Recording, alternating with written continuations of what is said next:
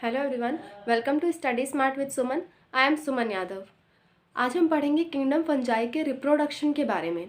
Fungi kingdom आपका थोड़ा सा लंबा चलेगा, है ना। तो किंगडम फंजाई के रिप्रोडक्शन के बारे में आज हम पढ़ेंगे। लास्ट क्लास में हम न्यूट्रिशन कवर कर चुके हैं, आज पूरा रिप्रोडक्शन करेंगे। उसके बाद फिर हम डिस्कस करेंगे इसके टाइप्स के बारे में।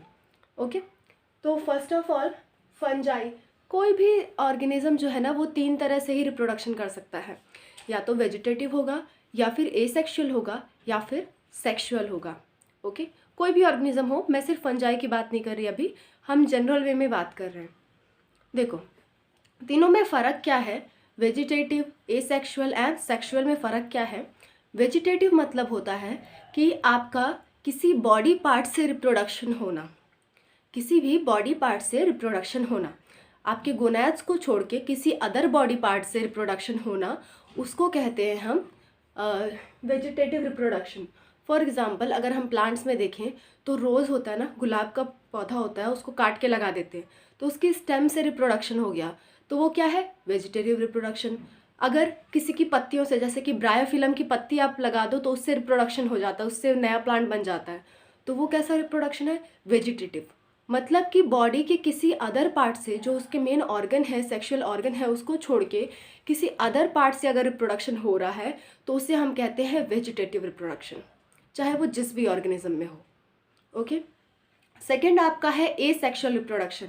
एसेक्सुअल रिप्रोडक्शन ऐसा रिप्रोडक्शन होता है जो सिर्फ एक पेरेंट्स के गोनैड्स उसमें इस्तेमाल हो, सिर्फ एक ही पेरेंट इस्तेमाल हो उसमें, तो उसे कहेंगे एसेक्सुअल रिप्रोडक्शन। उसमें उसके मेन ऑर्गन से ही रिप्रोडक्शन होता है, लेकिन उसमें सिर्फ एक ही पेरेंट इन्वॉल्व होता है, दो पेरेंट इन्वॉल्व नहीं होते। क्लियर। तीसरा आपका है सेक्सुअल रिप्रोडक्शन, जिसमें दो पेरेंट की इन्वॉल्वमेंट नेसेसरी होती है, वो होता है आपका सेक्सुअल रिप्रोडक्शन। आई होप तीनों में आपको फ़र्क समझ में आ गया होगा। ये बॉडी के किसी पार्ट से, किसी अदर पार्ट से, मतलब मेन ऑर्गन को छोड़ के जिससे रिप्रोडक्शन आपका होता है, वो ऑर्गन छोड़ के बाकी किसी अदर पार्ट से अगर रिप्रोडक्शन हो रहा है तो उसे कहेंगे वेजिटेटिव। अगर आपका एक ही पेरेंट इन्वॉल्व हो रहा है तो उसे कहेंगे एसेक्सुअल। अगर आपके दो पेरेंट इन्वॉल्व हो रहे हैं तो उसे कहेंगे सेक्सुअल। ये तीन तरह के रिप्रोडक्शन आप पढ़ोगे अदर अदर ऑर्गेनिजम्स में। किसी में वेजिटेटिव सिर्फ मिलेगा, किसी में एसेक्सुअल सिर्फ मिलेगा, किसी में सिर्फ ये मिलेगा, किसी में तीनों का कॉम्बिनेशन मिलेगा, ऐसे ऐसे करके होता है। ह्यूमन में सिर्फ सेक्सुअल रिप्रोडक्शन मिलता है, ये दोनों नहीं मिलते। प्लांट्स में तीनों तरह के मिलते हैं, फंजाई में तीनों तरह के मिलते हैं, बैक्टीरिया में तीनों तरह के रिप्रोडक्शन मिलते हैं। ओके, इसका टाइप्स भी सेम ही रहते हैं लगभग सब में, एक आध ऐड सब्ट्रैक्ट होता रहता है, ठीक है। बाकी टाइप्स भी लगभग सेम रहते हैं, खासकर वेजिटेटिव में तो सेम ही रहते हैं लगभग। प्लांट्स में आपके कुछ अदर टाइप्स ऐड हो जाते हैं। ओके, तो देखो, ये जो आपका वेजिटेटिव, सबसे पहले हम पढ़े वेजिटेटिव रिप्रोडक्शन मतलब बॉडी के किसी पार्ट से रिप्रोडक्शन होना। तो ये आपका वेजिटेटिव रिप्रोडक्शन में तीन आपके तरह के रिप्रोडक्शन है। पहला है फ्रैगमेंटेशन, दूसरा है फिजन, तीसरा है बडिंग।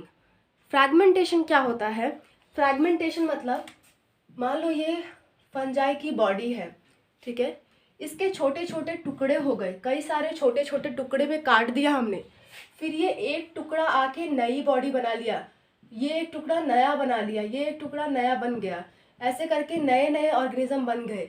एक पेरेंट था आपका, उससे मेनी डॉटर्स बन गए, मेनी डॉटर सेल्स बन गए, ठीक है। एक पेरेंट के बॉडी को फ्रेगमेंटेशन होने से, मतलब उसका खंडन होने से, उसके कटने से कई सारे नए ऑर्गेनिज्म बन गए, तो उसे कहेंगे फ्रैगमेंटेशन। ये सिर्फ मैं फंजाई की बात नहीं कर रही हूँ, जिसमें भी फ्रैगमेंटेशन होगा ना, फ्रैगमेंटेशन का मतलब यही होता है। ओके, उसके बाद आपका आता है फिजन। फ्रैगमेंटेशन समझ में आ गया। फ्रैगमेंटेशन मतलब बॉडी के पार्ट्स, कई पार्ट, बॉडी आपका कई पार्ट में डिवाइड हो गई और वो हर एक पार्ट नया ऑर्गेनिज्म बना दिया। ओके, इसके बाद क्या है, फिजन है आपका।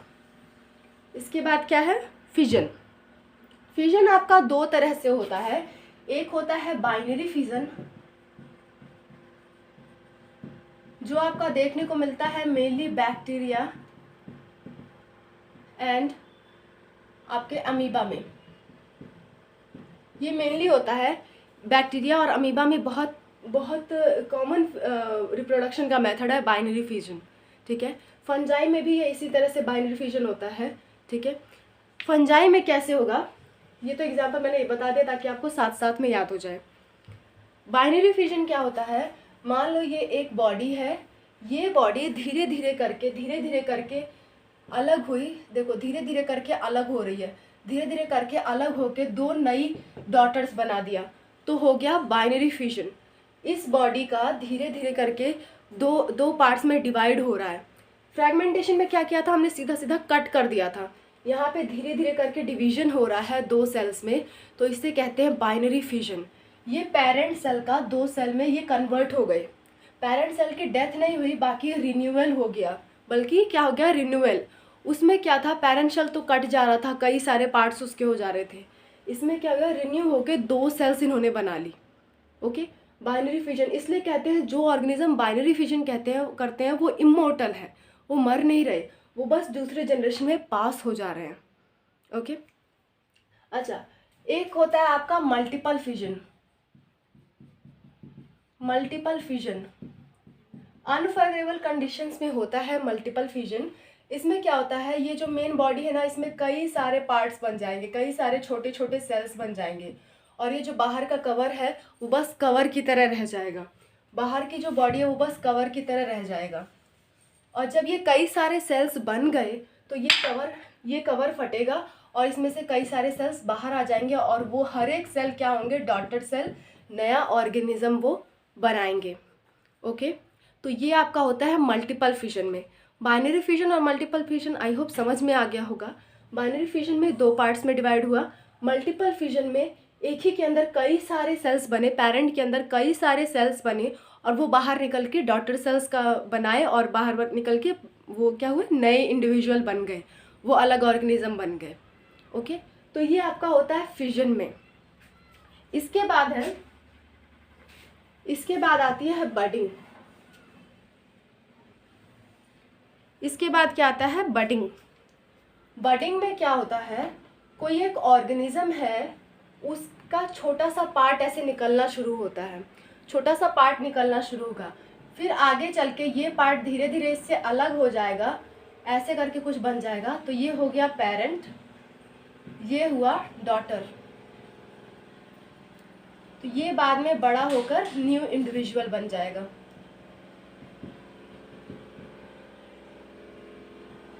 न्यू इंडिविजुअल बन गया, मतलब कि नया ऑर्गेनिज्म ये बाद में चल के बन गया। तो बडिंग में क्या है, छोटा सा पार्ट ऐसे निकला, फिर वो अलग होकर नया चीज़ बना लिया। तीनों का समझ में आया। इसमें क्या था, कट हो गई पूरी बॉडी पार्ट, फिर वो हर एक कट पीस, जो हर एक पीस था वो नए ऑर्गेनिज्म बनाया। इसमें क्या हुआ, या तो वो दो में विभाजित हो गया, दो में डिवाइड हो गया, या फिर एक ही के अंदर कई सारे बन गए और वो फिर सैक फटा तो नए नए इंडिविजुअल बन गए उससे। बडिंग में क्या है, जो पेरेंट बॉडी है उससे छोटा सा एक बर्ड निकला, ठीक है, फिर वो अलग हो गया, अलग होकर नया डॉटर सेल बनाया, और पेरेंट वाला एज इट इज है। डन। इतना आपका होता है वेजिटेटिव रिप्रोडक्शन में। वेजिटेटिव रिप्रोडक्शन यही 3 टाइप के मिलते हैं आपके फंजाई में। ओके, इसके बाद है आपका एसेक्सुअल रिप्रोडक्शन। एसेक्सुअल रिप्रोडक्शन में क्या है, 2 तरह की चीज़ें बनती हैं, एक होता है कोनिडिया, दूसरा होता है स्पोरेंजियोस्पोर्स। कोनिडिया क्या होता है, एक्सोजीनस होता है, और स्पोरेंजियोस्पोर्स होते हैं एंडोजीनस। अब एक्सो एंडो का क्या मतलब है, मैं समझाती हूँ। देखो, ये आपको समझ में आ गया होगा। अगर आपको नहीं समझ में आया, वीडियो रिवाइंड करके देख लेना, ठीक है। फिर भी कोई डाउट रह जाता है तो आप मुझे कमेंट में कोई भी डाउट आप पूछ सकते हो, मैं आपका हर एक डाउट क्लियर कर दूंगी। ओके, आते हैं अब कोनिडिया पे। कोनिडिया क्या होता है, सपोज ये एक फंजाई है, ये एक फंजाई है, इसके ऊपर ना कई सारे छोटे छोटे छोटे छोटे स्पोर्स जैसा कुछ बन जाता है, तो ये इस स्ट्रक्चर को क्या कहते हैं, कोनिडिया कहते हैं। इस स्ट्रक्चर को कहते हैं कोनिडिया। कोनिडिया फिर ये अलग अलग जाके बिखर जाएगा, फिर अलग अलग इंडिविजुअल बनाएगा। क्या बनाएगा, अलग अलग ऑर्गेनिज्म ये बना देगा। इंडिविजुअल, ऑर्गेनिज्म, डॉटर, ये सारे टर्म्स यूज़ किए जाते हैं जो नया बन रहा है, ठीक है। पेरेंट से जो नया उसका डॉटर या फिर कह लो आप उसका सन बन रहा है, ठीक है, उसको कहते हैं, उसको आप क्या कहते हो, न्यू इंडिविजुअल या फिर डॉटर सेल या फिर ऑफ स्प्रिंग, ठीक है। ये सारे टर्म्स यूज़ किए जाते हैं जो नया ऑर्गेनिज्म बन रहा है, न्यू ऑर्गेनिज्म भी कह सकते हो, न्यू ऑर्गेनिज्म, ठीक है। जो इसके बाद रिप्रोडक्शन में क्या होता है ना, रिप्रोडक्शन में क्या होता है, रिप्रोडक्शन में पेरेंट से नया डॉटर या नया बच्चा जो उसका बनता है, तो उस बच्चे को हम क्या कहते हैं साइंस की भाषा में, ये सारे टर्म्स हम यूज़ करते हैं उसके लिए। तो ये जो कोनिडिया है ना, ये सारे इसके बेबीज़ हैं। तो ये जब अलग अलग स्पोर्स जब ज़मीन में जाएंगे, नया स्पोर्स बनेंगे, नए इंडिविजुअल्स बनेंगे, ये सारे के सारे जो आपको दिख रहे हैं। और ऐसा जब स्ट्रक्चर, ये पेरेंट है आपका, ये पेरेंट है, पेरेंट बॉडी के ऊपर ऐसा सारा स्ट्रक्चर देखने को मिला, उस स्ट्रक्चर को कहते हैं कोनिडिया। ओके, इस स्ट्रक्चर को कहते हैं कोनिडिया। ये क्या है, एक्सोजीनस क्यों कहा हमने सॉरी, एक्सोजीनस हमने इसलिए कहा क्योंकि ये बाहर की तरफ बन रहा है, मतलब कि बाहर की तरफ ये बन रहा है सॉरी, आज मेरी तबीयत थोड़ी ठीक नहीं है। ये बाहर की तरफ बन रहा है इसलिए इसको बोला एक्सोजीनस। इसलिए क्या बोला, एक्सोजीनस बोला, क्योंकि ये बाहर की तरफ बन रहा है।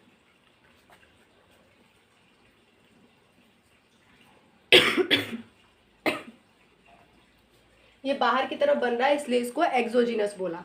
एक्सोजीनस चीज ये बन रही है। कोनिडिया क्या होता है आपका, एक्सोजीनस। उसके बाद होता है sporangiospores.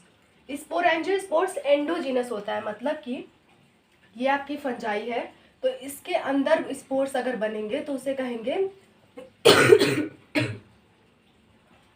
Am very sorry class, ये इसके अंदर जो स्पोर्स बनेंगे इसको कहेंगे हम स्पोरेंजियोस्पोर्स या एंडोजीनस स्पोर्स।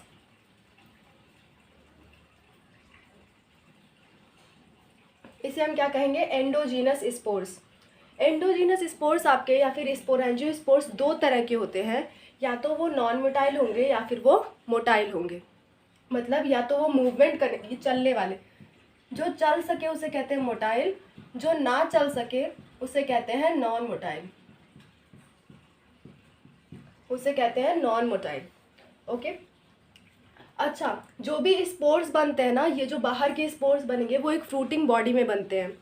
एक स्ट्रक्चर होती है उसके अंदर स्पोर्स बनते हैं, उस स्ट्रक्चर को हम कहते हैं फ्रूटिंग बॉडी। उस स्ट्रक्चर को हम कहते हैं fruiting body. Spores are produced in a structure known as fruiting body. जिस स्ट्रक्चर के अंदर स्पोर्स बनते हैं उसको कॉमनली कह देते हैं फ्रूटिंग बॉडी। उसके बाद क्या है आपका, सेक्सुअल स्पोर्स। सेक्सुअल स्पोर्स तीन तरह के होते हैं, ऊ स्पोर्स, एस्को स्पोर्स और बेसिडियो स्पोर्स। ऊ स्पोर्स क्या होते हैं, फाइकोमाइसिटीज एक आपका टाइप है फंजाई का, उसमें मिलते हैं। एस्को स्पोर्स एस्कोमाइसिटीज में मिलते हैं। बेसिडियोमाइसिटीज में मिलते हैं। अच्छा, सेक्सुअल जो साइकिल होती है ना, इसमें कुछ स्टेप्स आपके आते हैं। वो स्टेप्स कौन कौन से हैं, जब आपका सेक्सुअल रिप्रोडक्शन होगा उसमें कुछ स्टेप्स इन्वॉल्व होते हैं। पहला क्या होता है, प्लाज्मोगैमी। मतलब इसमें क्या है, सेक्सुअल में क्या होते हैं, दो पेरेंट्स इन्वॉल्व होते हैं ना, दो पेरेंट्स इन्वॉल्व होते हैं। तो दोनों पेरेंट्स का क्या होगा, दोनों पेरेंट्स का कॉम्बिनेशन होगा तब नया ऑर्गेनिज्म बनेगा। तो दो पेरेंट्स कंबाइन होंगे तो उनके सेल्स कंबाइन होंगे, सेल्स कंबाइन होंगे तो उनके प्रोटोप्लास्ट कंबाइन होंगे। तो फ्यूजन ऑफ प्रोटोप्लास्ट को हम क्या कहते हैं, प्लाज्मोगैमी।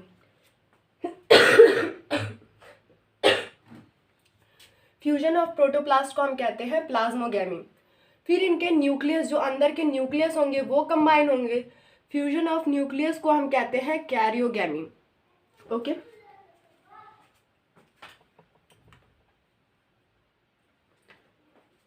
फ्यूजन ऑफ न्यूक्लियस को हम कहते हैं कैरियोगैमी।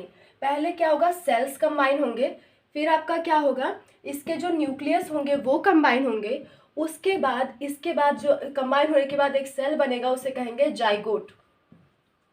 जाइगोट क्या है आपका, ये न्यू इंडिविजुअल है। इस न्यू इंडिविजुअल में मियोसिस होती है, मतलब कि इसकी मियोसिस होती है। मियोसिस एक आपका सेल डिवीजन का प्रोसेस है, वो आप सेल डिवीजन में पढ़ते होगे। मियोसिस होगी, फिर क्या बनेगा, हैप्लॉइड स्पोर्स बनेंगे। इसकी मियोसिस होगी, फिर उसके बाद क्या बनेगा, हैप्लॉइड स्पोर्स। हैप्लॉइड स्पोर्स बनेंगे। ठीक है, आज की क्लास थोड़ी जल्दी ख़त्म करते हैं बिकॉज मेरी तबीयत थोड़ी ठीक नहीं है।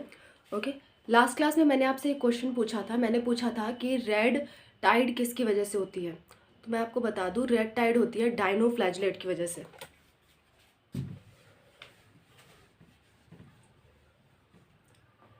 रेड टाइड आपकी होती है डायनोफ्लैजलेट्स की वजह से। किसी ने मुझे कमेंट करके कहा था dinoflagellate algae. Wrong, dinoflagellate is not an algae. Dinoflagellate एक प्रोटिस्टा है।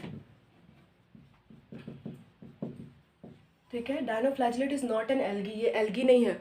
और डायनोफ्लैजलेट के अंदर भी एक ऑर्गेनिज्म आता है, इसका ये एक फाइलम है। डायनोफ्लैजलेट क्या है? फाइलम। प्रोटिस्टा क्या है? किंगडम। और इसके अंदर एक एग्जाम्पल आता है ग्वानोलैक्स। ये कॉज करता है रेड टाइड। डायनोफ्लैजलेट के और अदर एग्जाम्पल्स नहीं कॉज करते हैं, सिर्फ और सिर्फ ग्वानोलैक्स कॉज करता है। तो किसी ने मुझे कमेंट में सारे एग्जाम्पल लिख के भेज दिए थे डायनोफ्लैजलेट के, तो वो रॉन्ग है। अगर आप डायनोफ्लैजलेट आंसर करते हो तब भी सही है।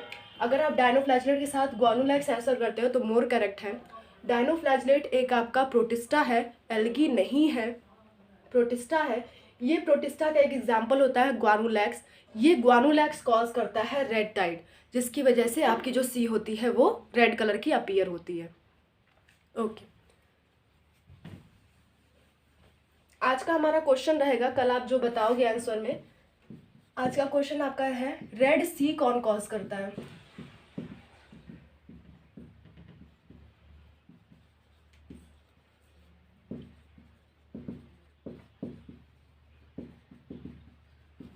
रेड सी, रेड टाइड मैंने पूछा था, अब मैं पूछ रही हूँ रेड सी किसकी वजह से हो जाती है। ठीक है, कमेंट में आप उसको आंसर करोगे। मिलते हैं नेक्स्ट क्लास में। Thanks to all of you.